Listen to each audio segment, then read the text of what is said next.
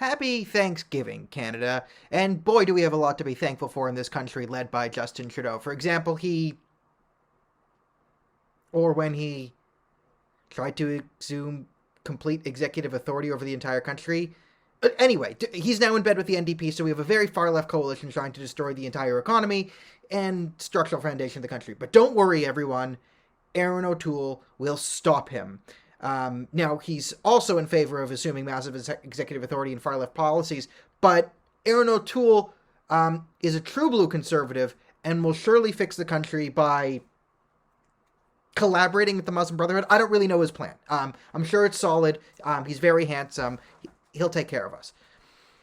So, in Canadian politics this year, we had the hard left turn of Doug Ford, the predicted hard left turn of Aaron O'Toole, the hard left alliance of Justin Trudeau and Jagmeet Singh. So Doug Ford basically instituted another lockdown for about a month because, yeah, he feels like it. And too many cases, even though hospital infection rates and ICU beds were open. But don't worry, he's in charge, and he knows what's best for us. And you got to listen to the science, and you got to listen to the WHO. Wait, the WHO yesterday said lockdowns are counterproductive, you shouldn't do them? Okay, you got to ignore the science, you got to ignore the WHO, and you just got to do whatever makes your far left base happy, even though Doug Ford's base was not far left. So, Canada. Now, we'll give this Canadian Thanksgiving to give a bit of a shout out to the least fascist world leader of 2020, which is by far and away Donald Trump. Now, I know Trump isn't perfect. Sometimes I lose people for making criticisms of Trump. Sometimes I lose people for making criticism of O'Toole. But I criticize all these guys. Donald Trump has flaws. We all know it, okay? You know, would he, if you invite him over for Thanksgiving dinner, will he insult your grandmother? Maybe. Maybe he would. You know, but will he insult, foreign dictators? Yeah, and I kind of like that. Okay, Trump's all his flaws aside, the best thing about Donald Trump, by far, is his strong resistance to the fascist impulse that has that every other world leader, almost every other world leader, has assumed in the COVID-19 crisis. And I wrote an article about it today. It'll come out probably around the same time as this video. But we really got to respect Trump on this one aspect. Okay? Everyone's been calling him, not everyone, but half the country has been calling him a fascist, right? You've seen this video. He's literally a fascist, right? If he was literally a fascist, right? If he had any fascist bone in his body, would 2020 not be the dream scenario? Could he not have, postponed elections for emergency measures, taken other emergency measures like Trudeau wanted to, right? He had the Senate. The House Democrats were calling for even stricter.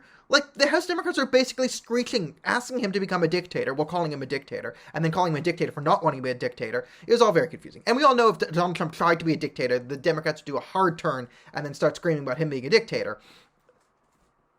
Regardless, if you're an American, you should appreciate the fact that even if you hate Trump, that you have Donald Trump as the president in 2020. Because you see his priorities are he wants to get the economy back on rolling, he wants people to be less afraid of the virus. Now, maybe it's Donald Trump's ridiculous obstinance towards things that are bad for him that has inspired this in him. Maybe he hates the coronavirus, so he doesn't want to give in to it. Either way, however you look at it, right? In Ontario here, Doug Ford passed Bill 195. He has unlimited authority for over a year. Like, Ontario isn't a democracy. Right, Canada, oh my God, we're so progressive. We're so progressive here in Ontario and Toronto that we enabled a dictatorship. There's no parliament for over a year.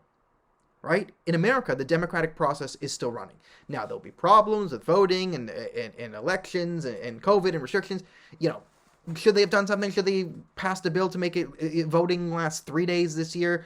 Probably, But all things considered, it is remarkable that almost every world leader has used this pandemic as an excuse to A, corral executive authority, or B, sort of use it as an excuse to forgive their failures and say, oh, it was all COVID, what could I have done? And Donald Trump has done neither of the two, which is rather remarkable, okay? For the man you scream about fascist, fascist, fascist, fascist.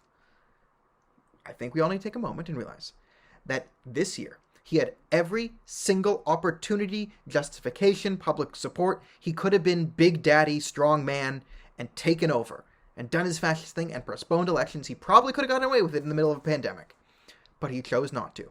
Now, Donald Trump has poor impulse control. We know this. Okay, so if he has the impulse, he's probably going to do it.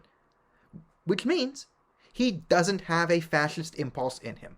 If he had a fascist impulse in him, he would be goose-stepping his way to supreme leader right now. But the fact that he has resisted this stronger than almost every other major leader in the world deserves some recognition. And if you hate Trump, you should at least appreciate the fact that Trump didn't use the events of 2020 as an excuse or justification to become the supreme leader. So I hope we can all have a little perspective, eat some turkey, and then yell at our prime minister.